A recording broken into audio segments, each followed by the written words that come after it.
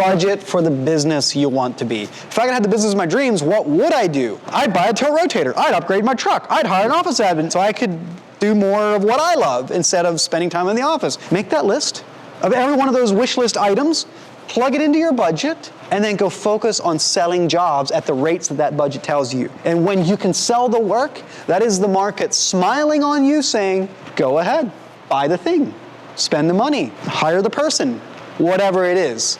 And just because there's somebody else out there in the market that can and will undercut you, doesn't mean that you are too expensive.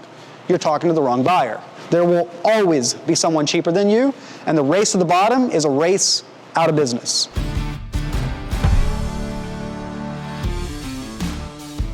What are common mistakes that contractors make when they are calculating their rates? The first one is not recovering your equipment costs. If I had $1 for every time I heard a contractor say, oh, well that equipment doesn't cost me anything, it's paid for, I paid for it in cash 3 years ago, the only thing I have is repairs and maintenance on it. Is that true?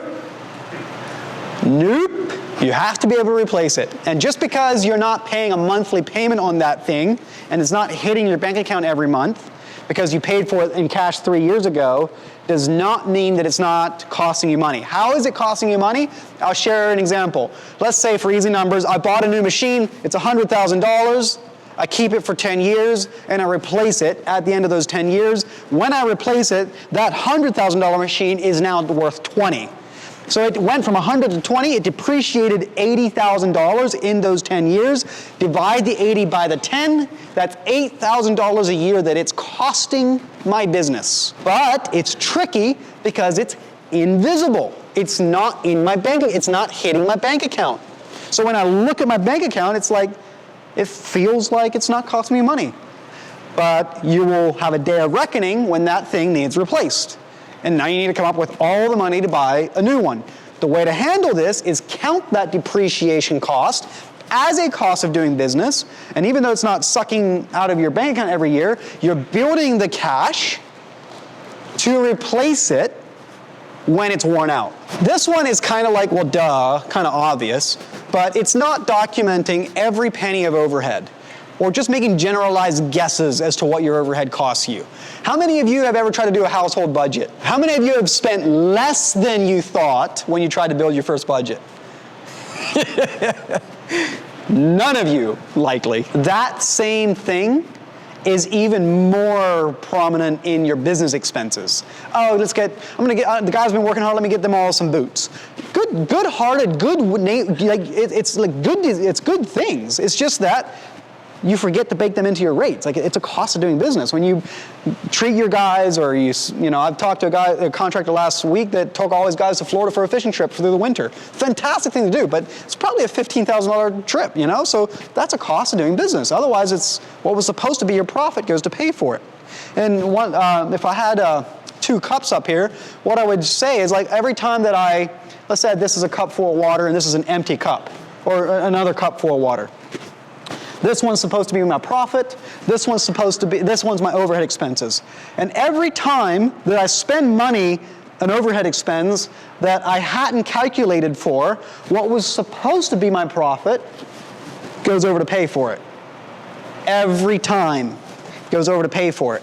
And if I'm too sloppy with this, or I'm not paying attention, I'll eventually completely drain the profit cup. Don't play horseshoe, what's the thing, closest for horseshoes and hand grenades. Don't do that with this.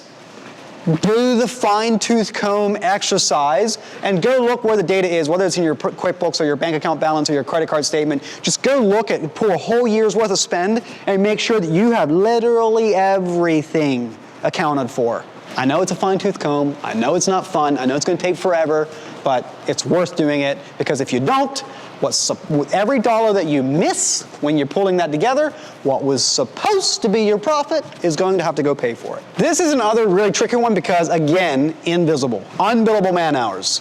What do I mean by that? It's a rain day, the guys are all here. Hey, you can clean out the job trailer, you can wash the trucks. Hey, you organize the shelves in the shop, and then you can all go home. Who pays for those hours? Supposed to. If I'm calculating it. If you're not, you do. And the reason this one's tricky is because you do see the debit out of your bank account for your payroll expenses every week or every 2 weeks, but what you don't know is what percentage of that was for unbillable labor, meaning you paid for guys to go the whole way out to the job site and can't work, or you're doing rain day, or you're even paying your team members to go to events and trainings like this. The idea is first of all, like everything, track it, meaning not only do I want to know, Bob, you worked on Mrs. Jones's job for 10 hours today, but you also came back and you spent 45 minutes cleaning up whatever. I want to pay you 10 hours and 45 minutes because that's what you worked. It's just that I need to know that 10 hours was to the job, 45 minutes was to unbillable shop time.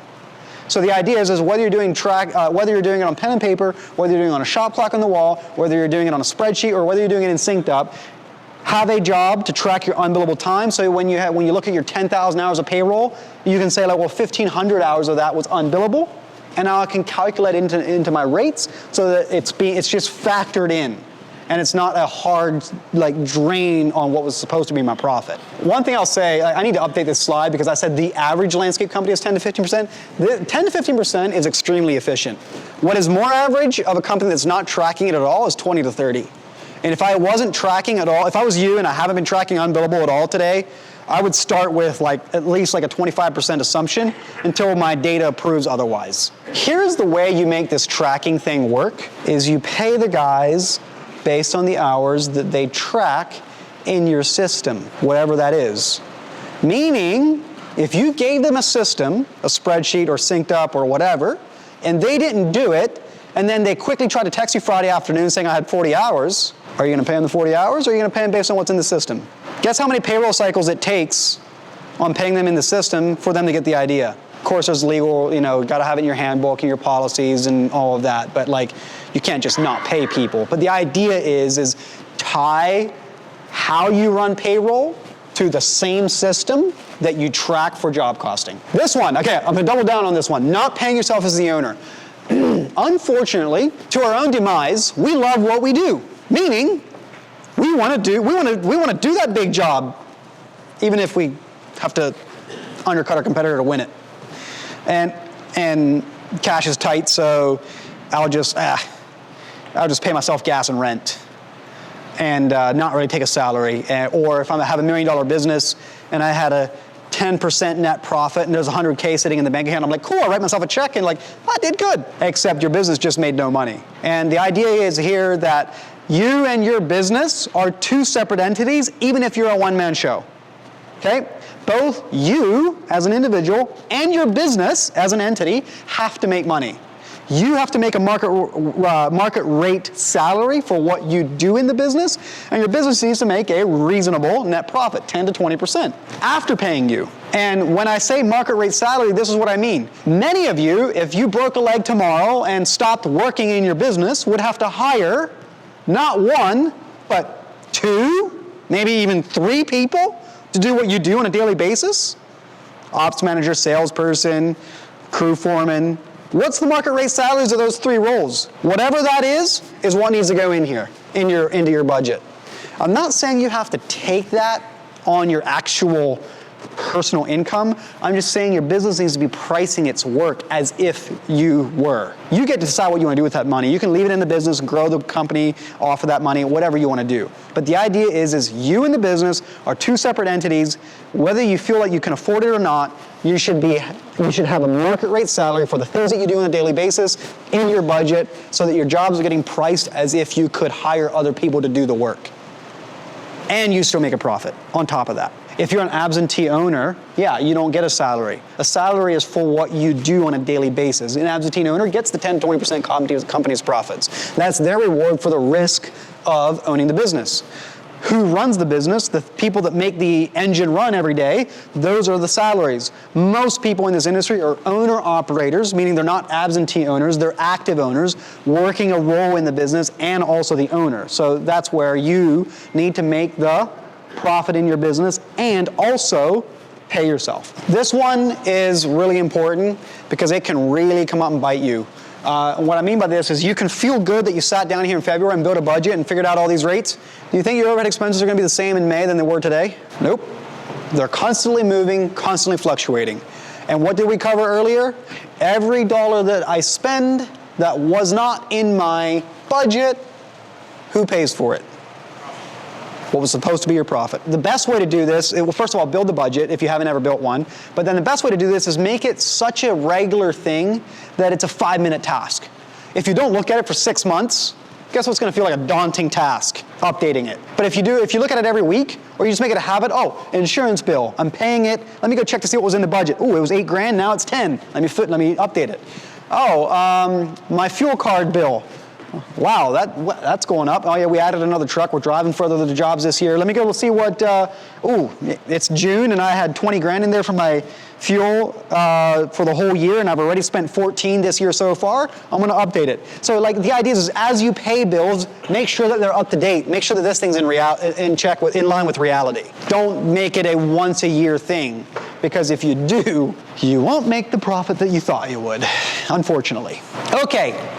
Favorite slide out of this whole thing is budget for the business you want to be. So many of us are addicted to the urgent instead of giving time for the important. Or we run our business in a reactive state of mind instead of an artist and a craftsman designing the business of my dreams.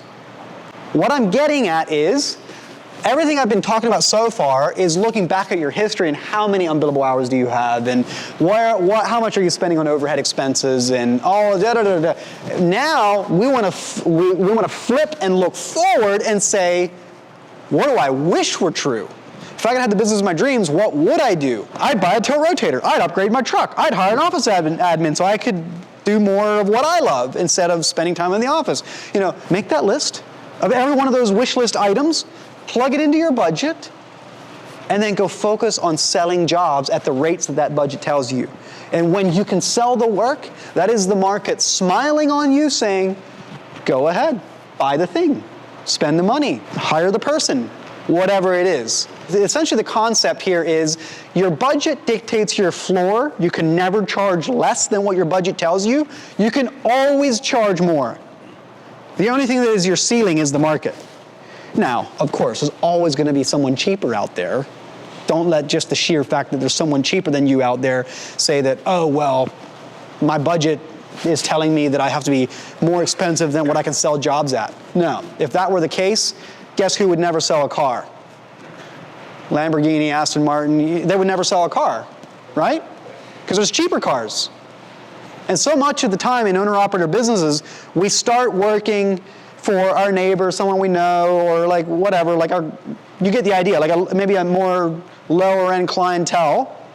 And then as we grow in our ability and our craftsmanship, we take pride in what we do, we get lucky when we land a big job, and we kind of start moving up market. We get better and more experience. We start moving up market. But we still get leads from those earlier people. And guess what? They might not be able to afford what I now sell. And that's not your problem. It is not your fault if the lead that you're working with cannot afford what you buy.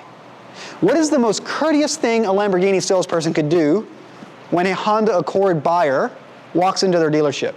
Kindly and gently refer them back to the Honda. Here's the directions to the Honda dealer, right? I don't think I'm going to be able to help you. I'm sorry, I have nothing here to offer you. So much of this battle is making sure that you're chasing and spending time on the right client, the right market. Just because you're getting leads that have a $20,000 budget and a $200,000 appetite or an Instagram picture they're showing you, not your problem. And the sooner you can figure that out in your sales process, the better off you'll be. The point is, if I'm going to get a no, I want to get that no as quickly as possible, ideally before I even come out to your property. And so that's a vetting, and that's another whole session on sales and qualifying your leads, and are you chasing the right market. But the idea is this is the math, this is the numbers. You can do all of this, but then you still what I'm saying is, if you don't like what this thing is telling you, oh, I have to charge $108 an hour, and I've been charging $85, I'll never be able to get $108. Who said you'd never be able to get 108? You, or the client that will never be able to afford what you sell. And just because there's somebody else out there in the market that can and will undercut you doesn't mean that you are too expensive. You're talking to the wrong buyer. There will always be someone cheaper than you, and the race to the bottom is a race out of business. It's impossible to be the cheapest person and make money. So stop trying to win your bids on being the cheapest. Figure out your numbers. They are what they are. Design the business of your dreams and focus on finding the right buyer to do the jobs that you're proud of and you want to do more of while being profitable. And don't fall prey to those mental objections that we encounter when Billy Bob is cheaper than me. The client tells me I'm too expensive. Well, maybe I am for you. But at minimum, even if you're going to stay on pen and paper, at least use these free tools that we have and get yourself directionally accurate on your numbers and start thinking about, am I tracking? Because I don't want to be caught with the quandary of my bank account. I've done more revenue than I ever had before, but I have less profit to show for it than I ever had before. And what I'm saying is, by default, that is what is going to happen unless you intervene. And don't fall prey to those mental, that little voice telling you you're too expensive, and that little voice saying that your competitor's going to undercut you. There's way more juice, or there's way more fruit on the vine in focusing on efficiency, maximizing production time, talking to the right buyer, than there is on trying to save 5% off your price. There's 10 times the fruit in focusing on maximizing value, doing what your competition is not willing to do. There will always be a market for the high end. I will do what my competition is not willing to do to provide value. We're going to pressure wash your driveway. We're going to do a beautiful photo shoot after the job's done and give the photos to you, or like whatever, you know? That is where success or profits live in this market, not in fighting the endless, hopeless battle of somebody's cheaper than me.